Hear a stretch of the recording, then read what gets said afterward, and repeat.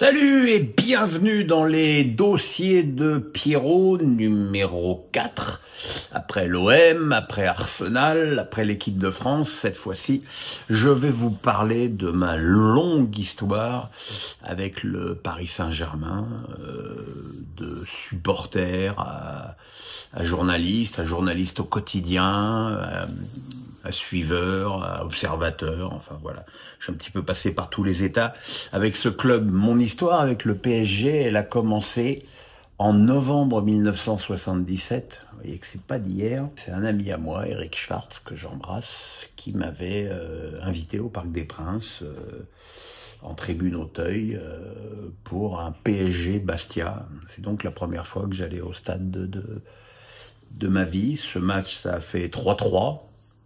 2 buts de Carlos Bianchi, qui a été ma première idole, et 2 buts de Johnny Rep pour Bastia. Et évidemment, quand tu commences ton premier match au stade par un match à 6 buts, tout de suite ça te place dans un autre mood. J'ai continué à aller au stade un petit peu plus régulièrement. Ce n'est que l'année d'après que j'ai pris un abonnement. À l'époque, quand tu étais mineur, tu avais des abonnements gratuits en tribune Auteuil.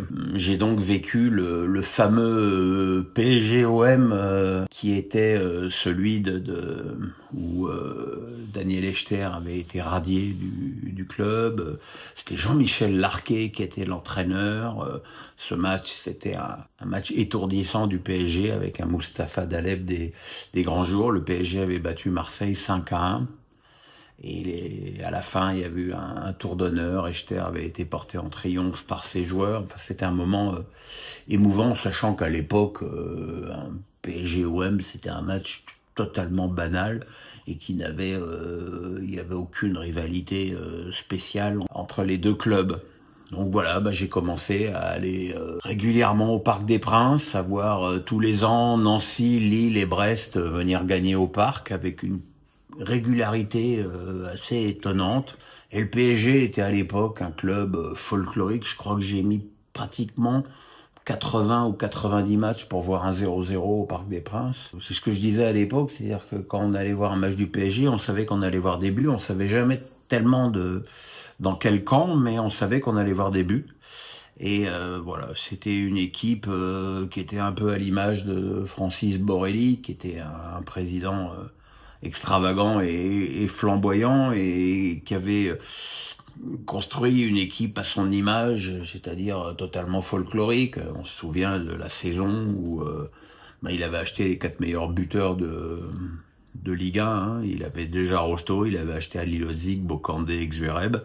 Évidemment, ça n'avait pas marché. Mais voilà, c'était le PSG à l'époque, qui était un club qui franchement ne dérangeait personne et n'avait même pas, je veux dire, ne souffrait même pas de la rivalité province-Paris comme ça peut être le cas aujourd'hui. Le premier trophée que j'ai vécu, évidemment, c'était PSG Saint-Étienne, la finale de la Coupe de France avec les 2 buts de Dominique Rocheteau et les 2 buts de Michel Platini. Et Saint-Étienne mène 2-1, le match est quasiment fini. Je suis en train de remettre mes affaires dans mon sac. Plutôt pas mécontent que Paris ait bien résisté pour sa première finale de son histoire au monstre stéphanois. Et puis Surjacq déborde sur le côté droit, centre, et puis il y a cette demi-volée de Rocheteau qui donne le 2-2. Puis tout le monde s'en souvient. La victoire au tir au but, le tir au but vainqueur de Pilorget et Francis Borrelli qui embrasse la pelouse. Mais mon plus grand souvenir avec Francis Borrelli, il était même plus président du PSG, il était président de l'AS Cannes. Il arrivait de Paris pour les matchs et il fallait qu'il loue une Ford Escort rouge. Il était tellement superstitieux et un jour il a attendu 2 heures à l'aéroport de Nice que la Ford Escort rouge revienne pour pouvoir aller à Cannes avec sa Ford Escort rouge. C'était Francis, ça.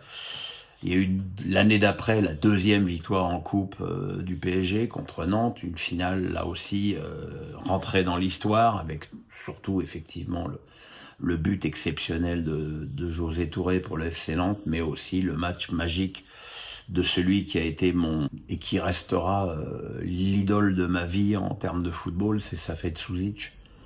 Alors évidemment, pour les plus jeunes qui écoutent cette vidéo, ça veut rien dire ou un souvenir extrêmement lointain. Mais voilà, à l'époque, il jouait sans protège tibia, avec ses bas baissés, ses contrôles de balle orientés qui étaient incroyables, ses dribbles avec des changements de direction extraordinairement abrupts, et puis ce sens de la passe décisive, ce décalage plat du pied très sec, qui est aujourd'hui totalement entré dans les mœurs, mais je peux vous assurer qu'à l'époque, c'était le seul à faire ça dans le football. J'ai développé, je dirais pas jusqu'à une amitié, mais un vrai respect entre Safet et moi. Je me souviens, j'étais pigiste à l'équipe, il avait été suspendu parce qu'il avait insulté un arbitre. Et à la fin d'un match, il était là dans le hall des vestiaires du Parc des Princes, et j'y vais un peu au flanc et je lui pose quelques questions. Il me répond assez gentiment dans un français beaucoup moins approximatif que ce qu'il voulait bien faire croire lorsqu'il répondait aux télés. Et je fais un papier dans l'équipe qui m'avait d'ailleurs valu là aussi des remarques acerbes du journal en disant que c'était pas normal qu'un pigiste fasse un papier sur un joueur du Paris Saint-Germain. Bon, aucune importance, mais bon, voilà. Et encore une fois, je l'ai raconté dans le dernier Face à Pierrot, lorsque j'ai retrouvé, de longues années après, Safet, sélectionneur de la Bosnie pour Bosnie-France, et qui m'a vu dans le couloir du vestiaire à la fin du match. Il m'a dit « Ah Pierre, je te regarde à la télé, tu es devenu une star ». Et ça, c'est un des plus beaux compliments qu'on ait pu me faire. Et puis voilà, et puis le PSG, il y a eu plein d'entraîneurs. Il y a eu Arthur Georges qui me reçoit dans son bureau après le deuxième match du championnat. Je lui pose une question et il me fait « Déjà des bilans ?» Tomislav Ivic, quelques temps après, dans le même bureau, qui saute par-dessus le bureau, qui m'arrache mon stylo, qui le balance à l'autre bout de la pièce, et qui me dit « Tu vas pas écrire ça, tu es mon ami, tu es mon ami ». Voilà, c'était... Il y avait tellement de choses qui étaient folkloriques dans ce club que c'était vraiment un club à part. Et puis, je suis embauché à l'équipe. À l'époque, je suis Strasbourg, déjà. Et le rédacteur en chef, finalement, décide de me mettre sur le Paris Saint-Germain vers le mois d'octobre. Parce que le PSG était... avec Luis Fernandez, était en train de jouer le titre, et puis jouer la Coupe des Coupes. C'est l'année où il gagne la Coupe des Coupes. Et là, c'était vraiment une équipe où j'avais énormément de copains. J'avais José Cobos, que j'avais évidemment très bien connu à Strasbourg, qui m'avait même invité à son mariage à l'Orangerie à Strasbourg. Yuri Djorkaeff, qui était très ami avec José, puisqu'ils avaient joué aussi ensemble à Strasbourg. Francis Lasserre, qui était jamais le dernier pour faire des conneries. Et je me souviens, un jour, au camp des loges, José Cobos, il a piqué la camionnette des tontons, qui étaient les intendants, et on est parti avec Yuri et Francis, on est parti en ville, à Saint-Germain-en-Laye, boire un coup, et on est revenu. C'était une époque, évidemment, où les relations entre les joueurs et les journalistes étaient beaucoup plus cordiales et beaucoup plus ouvertes qu'elles ne le sont aujourd'hui. Malheureusement, ça s'est un peu mal fini parce que juste avant la finale de la Coupe des Coupes à Bruxelles contre le Rapide de Vienne, Paris Saint-Germain saccage son titre de champion de France en faisant nul contre Martigues et en perdant contre Lille au Parc des Princes. Dans ce match-là, il y a un malentendu entre Daniel Bravo et Yuri Djorkaeff qui ne vont pas à la promenade. Et du coup, Fernandez les sanctionne et les met tous les deux sur le banc, ce qui était évidemment, comment dirais-je, dans un moment aussi tendu, n'était pas forcément la meilleure des idées. Et le PSG perd dans les dernières minutes, et c'est vrai que derrière ça, je fais un papier dont le titre était La débâcle des starlets, que Youri a pris pour lui, et c'est la seule fois, bon ça n'a pas duré longtemps, hein, ça a duré quelques jours, mais c'est la seule fois où entre Youri et moi il y a eu une fâcherie, puisque dans l'avion de retour de la finale de Bruxelles, quand je suis passé à son niveau, il a regardé ses genoux pour pas me saluer ni croiser mon regard, ce qui m'avait fait un peu de peine parce que j'ai toujours adoré Youri, et puis de toute façon ça s'est arrangé très vite derrière. Bon, cette finale j'avoue que j'ai pas tellement de souvenirs de cette finale de Coupe des Coupes. J'ai plus un souvenir avec Youri Djurkaeff qui, on s'en souvient, marque un but exceptionnel de 20 mètres dans la lunette à la Corogne en demi-finale ou en quart, je sais plus. Et dans l'avion, il me raconte ses buts. Youri m'expliquait qu'il arrivait de Monaco et que, par exemple, pour tirer ses coups francs, il prenait des sièges vides du stade Louis II pour avoir des repères, et qu'au début, lorsqu'il était arrivé au Parc des Princes, le fait qu'il y ait du public derrière, ça le gênait dans ses repères visuels. Il me raconte un but où sur un centre en retrait, il avait contrôlé la balle et qu'il avait senti que le public se disait mais qu'est-ce qu'il fout. Enfin voilà, il avait une manière de raconter ses buts et de raconter le football avec l'intelligence assez extraordinaire qu'il avait, et c'était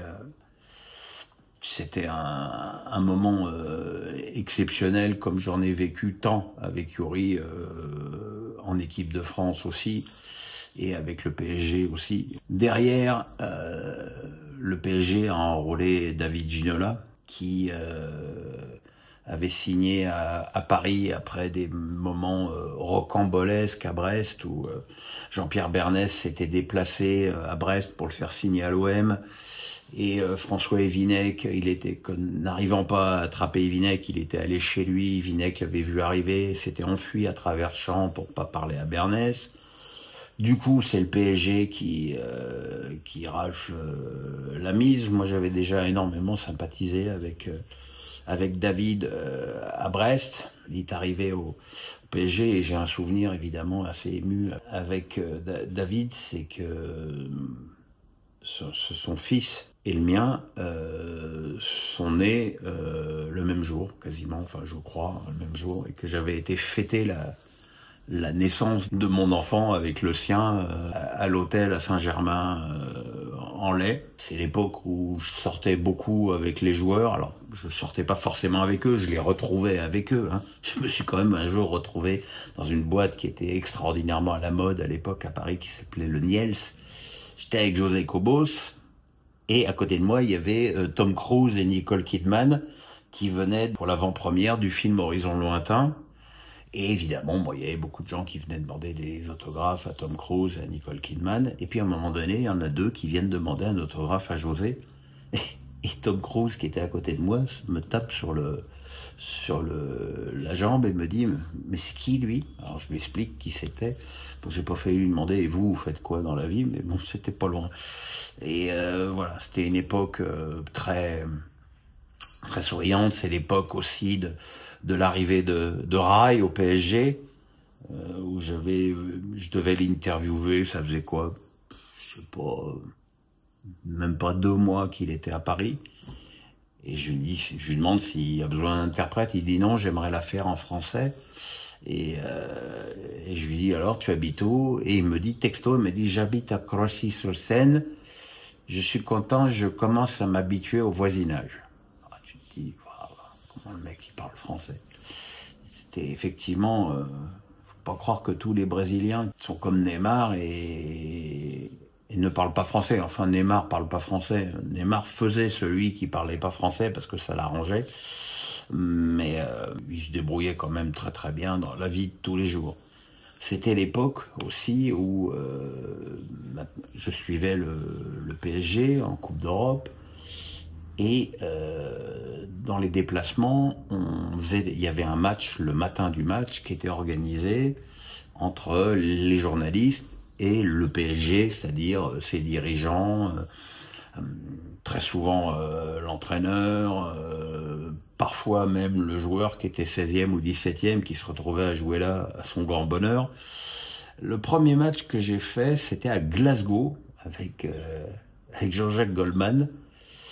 Et le fils de Jean-Jacques Goldman marque un but, et Goldman le regarde et il fait « Je croyais que tu travaillais tes maths, toi ». Alors on m'avait prévenu que, en général, c'était Denisot qui arbitrait et qui trichait de façon éhontée. Et d'ailleurs, à un moment donné, il y a une passe en retrait qui est mal assurée pour le gardien. Je vais pour marquer dans le but vide et Denisot passe devant moi, me bouscule et me dit pardon. Effectivement, donc du coup, j'ai pas pu marquer. Mais voilà, c'était très très rigolo. Il y a un match, alors je me souviens plus où c'était. Il me semble que c'était en Grèce, où Ricardo jouait. Il était entraîneur, Ricardo. Et il met un attentat, comme seul Ricardo pouvait d'ailleurs les mettre, à Eric Salio, qui maintenant commente le tennis RMC et qui à l'époque était à France Soir. Et donc il y avait le cadavre d'Eric Salio qui gisait au sol et Ricardo me fait et il travaille où lui? Je fais bah France Soir, il me fait oh, bah, c'est pas grave. Voilà. Il y a un autre match, c'était à Liverpool, et il y a Alou, qui était un des jeunes du PSG, qui était 17e, et qui se retrouve donc, le pauvre, à faire ce match contre nous. Et à un moment donné, le ballon arrive, et ne me demandez pas pourquoi, je lui fais la roulette à la Zidane. Et il rentre totalement dans la feinte, je pense que de toute façon, il pouvait s'attendre à tout de ma part, sauf à ça. Bon, le match se passe, on rentre dans l'avion, et je passe à son niveau, et il me fait... Ah, faut pas chambrer, hein. Faut pas chambrer comme ça. Je lui dis, mais j'ai rien dit, moi. Et en fait, c'est Denisot qui avait raconté à tout le monde que j'avais fait une roulette à Bernard Alou dans le match de la presse le matin. Dans les matchs épiques, il y a eu aussi celui du matin de la finale de la Coupe des Coupes contre Barcelone à Rotterdam, où on avait eu une soirée que nous qualifierions de sévère avec... Nagui et son épouse de l'époque, Vincent Duluc, le regretté Thierry Gilardi. Enfin bref, on était rentré à 6h du matin et le match était à 9h. Et Nagui marque un but quasiment de la ligne de but. Un truc du gauche totalement alambiqué.